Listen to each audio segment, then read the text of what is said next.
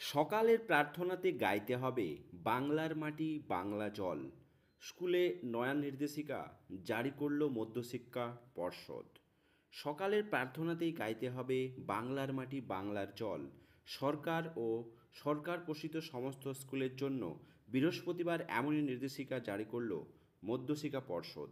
রবীন্দ্রনাথ ঠাকুর রচিত এই গানটি 2023-এ রাজ্য সঙ্গীত হিসাবে নির্ধারণ করা হয়। বিধানসভায় এই সংক্রান্ত প্রস্তাব পাশ করা হয়, যদিও এর আগের থেকেই নানান বিতর্ক তৈরি হয়েছে। প্রকাশ্যে জনসভায় মুখ্যমন্ত্রী মমতা বন্দ্যোপাধ্যায় বাঙালির পণ বাঙালির আশা, বাঙালির কাজ বাঙালির ভাষা অংশটি বদলে বাঙালির পণ বাঙালির আশা, বাংলার কাজ বাংলার ভাষা করে দেন। চলতি বছরে ফেব্রুয়ারিতে রাজ্যের মুখ্য সচিব এক নির্দেশিকা জারি করে জানান, রাজ্য সঙ্গীত হিসাবে গাওয়া হবে নির্দিষ্ট একটি অংশ, বাংলার মাটি বাংলার জল, বাংলার বায়ু বাংলার ফল, পুণ্য হোক পুণ্য হোক পুণ্য হোক হে ভগবান, বাঙালির প্রাণ বাঙালির মন, বাঙালির ঘরে যত ভাই বোন, এক হোক হে ভগবান। রাজ্য সঙ্গীত সম্পূর্ণ হতে হবে 1 মিনিটের মধ্যে।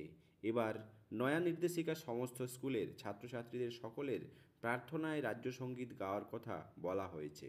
মধ্যশিক্ষা পর্ষদের সেক্রেটারি সুব্রত ঘোষ এই প্রসঙ্গে বলেন, এবার থেকে স্কুলগুলিতে প্রার্থনা সভাতে এই গানটি বাধ্যতামূলক থাকবে। সরকারের নির্দেশিকা জারি করে রাজ্য সঙ্গীতকে প্রার্থনা সঙ্গীত করে তোলার মধ্যে নয়া বিতর্ক তৈরি হচ্ছে। আসন্ন বিধানসভা নির্বাচনকে কেন্দ্র করে বাঙালির ভাবাবেগ জাগ্রত করার প্রক্রিয়া জারি হয়েছে বলে মনে করছে অনেকেই। তবে বঙ্গভঙ্গ বিরোধী এই গান যে আবেগ তা উপেক্ষা করতে পারছে না কেউই। এই প্রসঙ্গে পবিত্র সরকার বলেছেন, প্রার্থনা সঙ্গীত হিসাবে এই গান সকলকেই গাওয়া যেতেই পারে।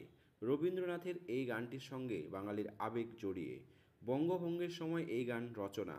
সব স্কুলের প্রার্থনা হয়, মাদ্রাসা মিশনারি স্কুলেও তা হয়, কিন্তু সব কিছু সরকার এইভাবে চাপিয়ে দিতে পারে না। যাদবপুর বিশ্ববিদ্যালয়ের বাংলা বিভাগের অধ্যাপক রাজেশ্বর সিং বলেন, রবীন্দ্রনাথের গান যদি বাধ্যতামূলক হয় তাহলে তার একটি প্রক্রিয়া হয়। অবশ্যই এই গানের সঙ্গে জড়িয়ে রয়েছে আবেগ, কিন্তু কোনো কিছুকেই বাধ্যতামূলক করে দেওয়া খুবই সুবিবেচনার কাজ নয়। গানের আনন্দে গাইতে দেওয়া উচিত। উল্লেখ্য, ভারতের বহু রাজ্যেই জাতীয় সঙ্গীত রয়েছে। পশ্চিমবঙ্গে দীর্ঘদিন ধরে এমন কোনো গান ছিল না।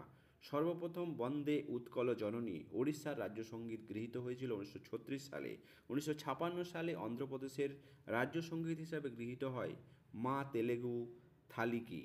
অসম, উত্তরাখণ্ড, গুজরাট, মহারাষ্ট্র, বিহার, কর্ণাটক থেকে শুরু করে ছত্তিশগড়, তেলেঙ্গানাও রাজ্য সঙ্গীত রয়েছে। এই রাজ্য সঙ্গীত পশ্চিমবঙ্গের মাটিতে পশ্চিমবঙ্গের প্রত্যেকটি বিদ্যালয়ে যে বাধ্যতামূলক করা হয়েছে, সেটি কি করা উচিত কি করা উচিত না, অবশ্যই আপনি একজন গার্জিয়ান হিসাবে আপনার সুচিন্তিত মতামত কমেন্ট বক্সে কমেন্ট করে জানাবেন। চ্যানেল নতুন হলে সাবস্ক্রাইব করে পাশে থাকবেন।